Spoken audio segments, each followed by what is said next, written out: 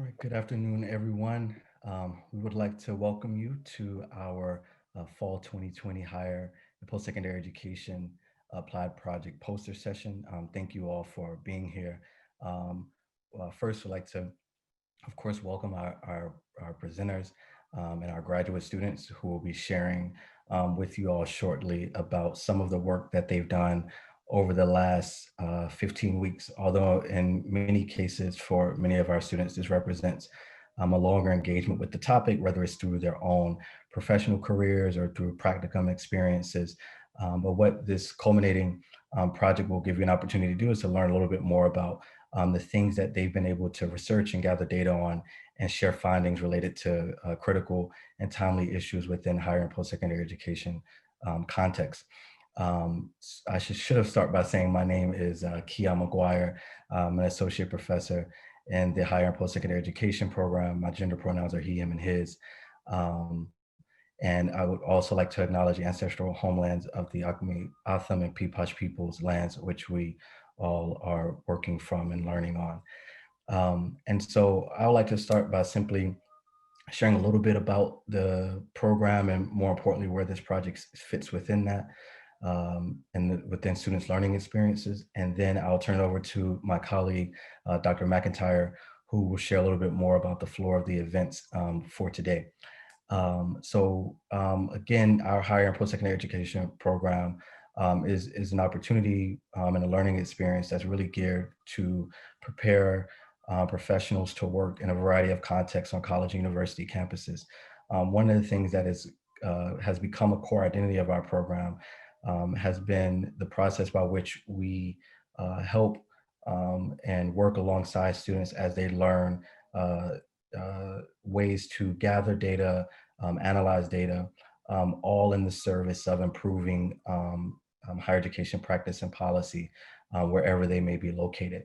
And so this applied inquiry or applied project, that poster session that you see here today is a culmination of a 15-week exercise or experience. During the first 7.5 weeks, our students have an opportunity to design a project. Of course, these projects are oftentimes very ambitious, and over our 15 weeks, we are able to pare it down into something that is not only manageable, but that will be impactful with the data that they're able to gather. And then in this session B of the semester, students are able to carry out their research project. And we'll get a little bit towards this at the end of the session today when we give some thank yous, but you should know this represents not only the work of our students and the faculty who are in the classroom, but also a number of mentors who sign up to work with students along and help give feedback on their projects as they're being designed and carried out. So we look forward to you all engaging with our students today, asking them questions, learning about their research, and hopefully having a very invigorating conversation. So at this point, I'll turn it over to Dr. McIntyre, who will say a little bit more about how the rest of the afternoon will be spent. Thank you. Hi there. My name is Lisa McIntyre. I am an executive director in the University Provost Office at ASU and teach in the Master in Higher Ed program. The applied project is one of my favorite classes because, as Dr. McGuire said, this is about the topics that the students are most interested in. And so I always learn a lot about topics that I maybe don't get exposure to on a regular basis. So I hope all our guests have that same experience. Our students will be presenting in small breakout rooms of 3 to 4 folks. Dr. McGuire is going to put a link in the chat where you can find the Zoom breakout room link for the individual that you're here to support or the breakout room that you're most interested in. They are grouped by topics. We ask that you mute your microphones. You're all doing a great job of that if you're not the one presenting. We will present in order of the link that Dr. McGuire just shared. There will be a facilitator in the room to just kind of make sure all the technical pieces go right. They will be recorded sessions. We also ask that you hold all your questions until all of the presentations in your breakout room are complete. And then we'll open up that session for questions. We do encourage you to ask questions. These folks are experts on this topic and have spent a lot of time and energy becoming experts. And so this is a great opportunity for them to answer any questions that you might have. Once all the presentations in your breakout room are complete, we ask you to come back to this main session room for us to wrap up the program. So with that, Dr. McGuire, anything I missed or you want to add before we break out? Nope, that's it. And please reach out to us for any questions that you might have. Dr. McIntyre and I will be moving from room to room. I see that I just got a message in the chat asking, can individuals move from room to room? Yes, as long as you're not a presenter. So all of our guests beyond the students are able to again move as you would like to bounce around to hear different topics of conversation and discussion. And so again, at this time, we'll give folks about 5 to 7 minutes to make your way over to your rooms. For our students who are on the call, again, look at the sheet as well so that you can go to the room that you will be in. And yeah, I think that's it for now. So thank you and welcome all again.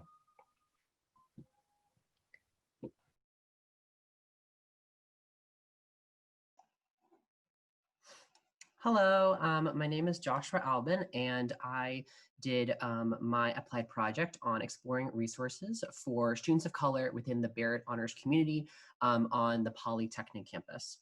So the reason that I really wanted to do this project is that I am an alum, and I also work now currently in the Barrett College at the Polytechnic campus, and I loved it so much, but I want to make sure other students are loving it too.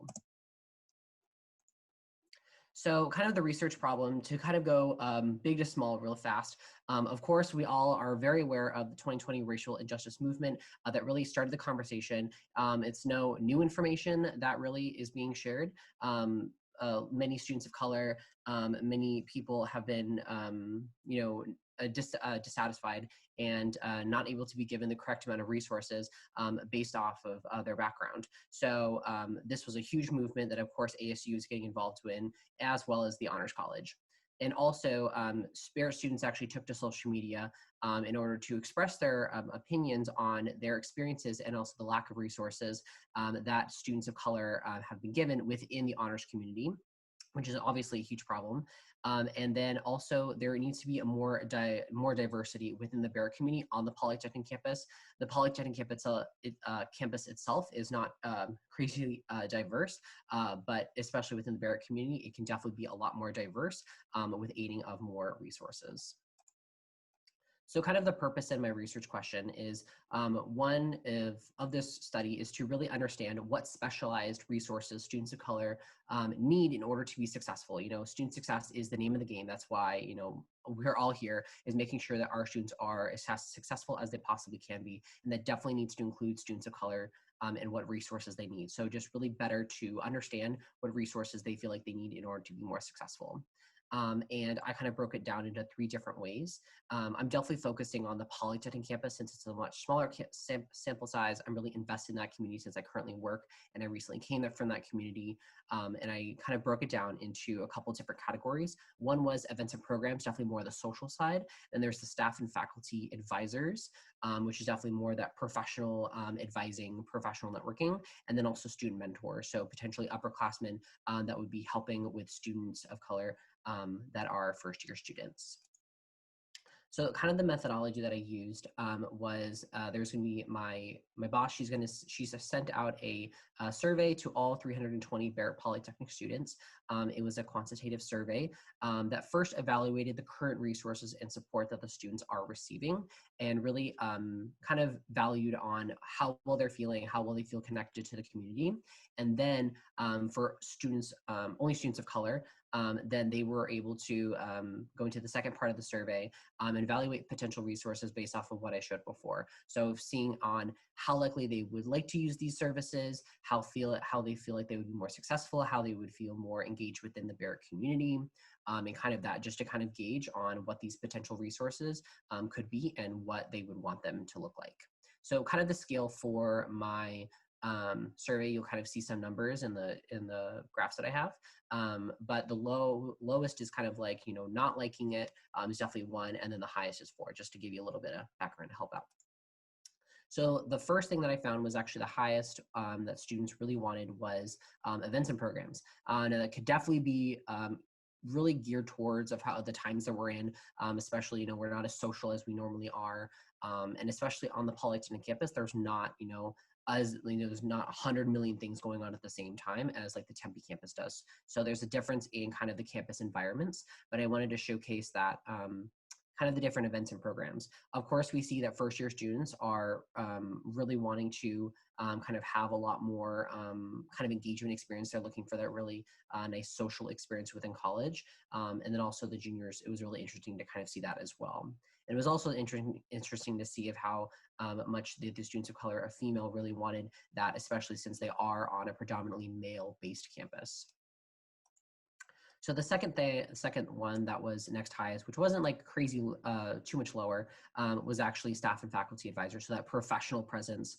And it seemed that definitely juniors, third year students were really looking for that particular experience. It could be due to the fact that, they're wanting to get more invested into their academics. They want to be more successful. In that. And then we also saw again that the female students paced a little bit higher than male students in gaining that kind of professional advisement. So the last one that was student mentors, that one was kind of the lowest on the list, but not by like a crazy amount. We can see that the first year student was really looking forward to that, or looking forward to having that. And it could be potentially because, we're still in COVID times, they want more of a relationship with upper division students. So that could be potentially why that one's a little bit higher on that list. And then again, we see that female students are really looking for that kind of professional mentorship within students as well.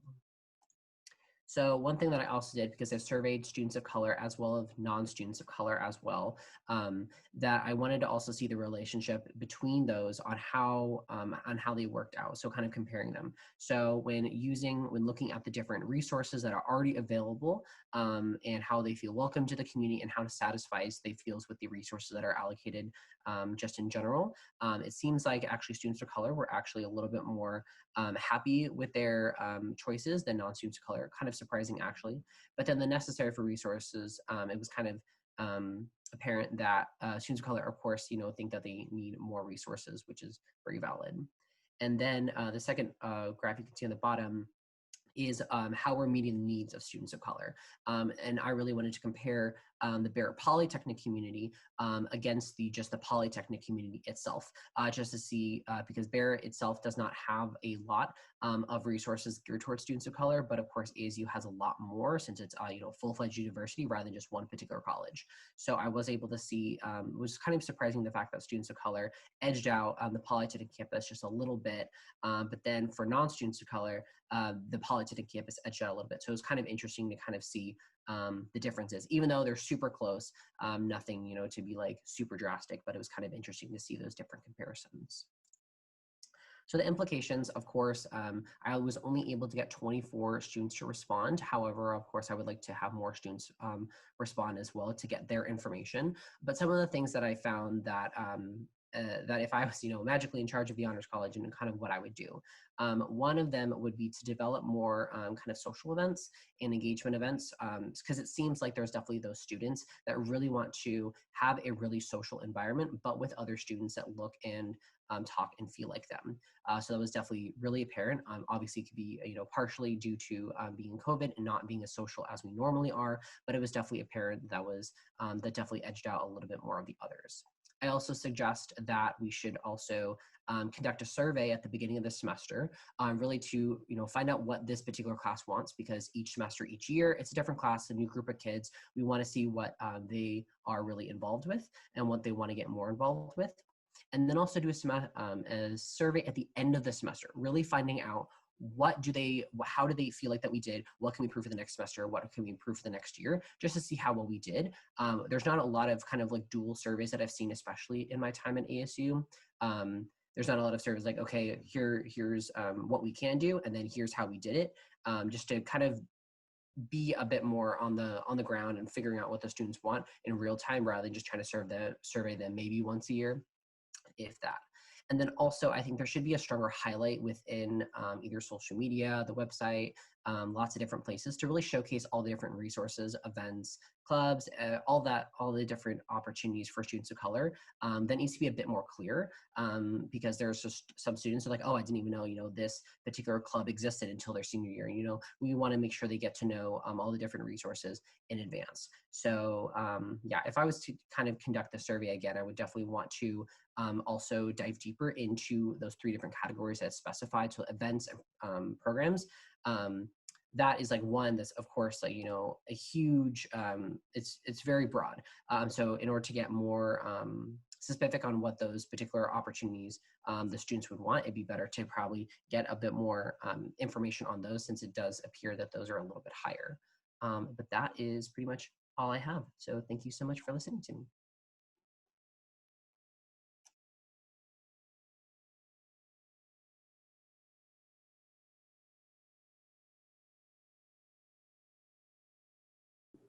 Thank you so much. So thank you for that, Jordan. So I have to say, this is my first time participating in a virtual poster session, and that felt like a whirlwind, but in a good way. So thank you all for your presentations. Both Dr. McIntyre and I had an opportunity to hop around from room to room. I'm actually going to stop talking and turn over to Dr. McIntyre, and I'll say a little bit more to close us out at the end. All right. I just wanted to congratulate all of you. You should be very proud of what you did. I know this semester was like none other. Just like Dr. McGuire, that was my first virtual poster session. And I just want to commend you all on your resilience and determination in making it work. We had all kinds of fun challenges to work through, and we all did it and had great communication. And I think you all, just the potential is limitless for all of you. So I wish you all the best of luck. I hope to hear updates from you all where your careers take you, and always here as a resource for you all. So I see all the applause and celebrations going up. It might be a bit much to unmute and do a round of applause, but want to thank all the guests, family members who were able to join us today. That is one of the great things about our virtual opportunity, is that I think we might have been able to expand our audience a bit more. We will be sharing recordings with the students. So if you weren't able to have a guest join us today, please share it with them. There's no way any of us would have made it through this program without all the support of our family and friends. And I also want to thank our colleagues. So every student in this part of the project has access to a professional mentor who's met with them multiple times throughout the semester and giving them feedback and encouragement. And so thank you all for doing that for our students. It really was great to see the feedback and insights, and having that other perspective to bounce ideas around was really helpful and benefited the work. So all right, well, I'll stop gushing. Dr. McGuire, what did you have? Yeah, so just one more thank you before we move on, which is to Jody and her team, who have handled all the logistical responsibilities for today, is setting up the virtual rooms, making sure all the Zoom links work, and making sure that we have facilitators in each room. So thank you to Jody, Ashley, Pinnock, Liam, Caitlin, for your support and making sure that this program went off without any hiccups. So thank you all very much for making this easy for Dr. McIntyre and myself. I also would just like to echo Dr. McIntyre and thank our mentors. Usually we have like mentors and program instructors like raise their hand. I think there's a reaction to do that. So if you know how to raise your hand or put a thumbs up, maybe if you want to put a thumbs up, how about that?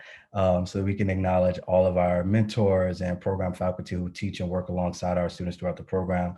Your support is sincerely and deeply appreciated. As you all know, I think one of the biggest strengths of our program is that we have meaningful and long-lasting relationships with individuals who are educators and scholars working both at ASU, but also across the Valley, and sometimes as well as in other states. And so we appreciate the support that you provide and the mentorship and the learning that you, or the way that you help to expand the learning of our students in our program. So thank you very much for that. And most importantly, I want to say congratulations and thank you to our students. I'm sure it cannot go overstated, I think, how unique this semester has been.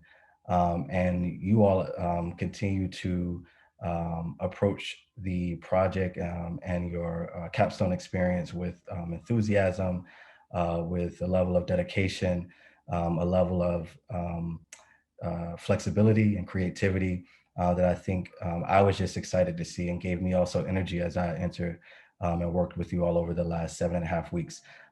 And so I know very few things feel like it's normal as far as celebrating things in this particular context, but we do hope that you will find time to honor this moment in some way, to reflect back on all of the hard work that you've accomplished over your time in the program, and that you are able to enjoy at least a moment of reprieve with family and friends and colleagues, because what you have accomplished, not only today and throughout the semester, but over the program, is definitely worth celebrating. And it has been our pleasure to be on this journey alongside of you. So there's just two more things before we wrap up. So first one is kind of an announcement of sorts, which is at the very end, we'll ask all mentors, program faculty, and students to stay on the call so that we can take a photo. We may have to take multiple photos. I actually don't know how this works, taking photos in Zoom, but Jody will be here to assist us with that. And also every semester during the capstone experience, we have an opportunity to recognize a student, one of your colleagues and peers, who is nominated by program faculty as a recognition for their achievement and contributions, both inside and outside of the classroom, to the higher and post-secondary education program. And so this year we'll have an opportunity to do the same. And what I'm going to do is just share very briefly what one nominator said about this particular student before I announce who the student is. And again, we and Lindsay, Dr. Dipple, who was on the call, normally does this part and does it much more eloquently than I do as I fumble through this process. But it's really an opportunity for us to recognize a peer who has made significant contributions, who has also impressed upon faculty with their dedication, not simply in this course, but throughout the program, and is therefore worthy of the nomination. We usually will hand you a piece of paper or a certificate of an award framed. We will have to connect after this in order to pass that along to you. But one nominator said about this student, that this student is extremely engaged.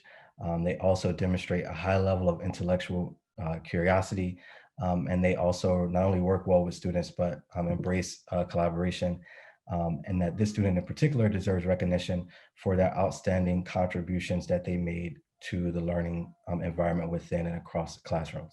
And so without further ado, that student is Dakota Weber. So let's give Dakota a round of applause. And also, Dakota, congratulations. I know you didn't know this was happening. You and I can connect after to make sure that you get your certificate and award. But again, congratulations, and for an award that's well deserved. Okay. Yes, you're welcome. You're welcome. All right. So we're going to stop there. Again, thank you for everyone who came and visited with us. We'll ask for the students and program faculty and mentors to stay on so that we can get one picture, and we'll share that out with everyone as well.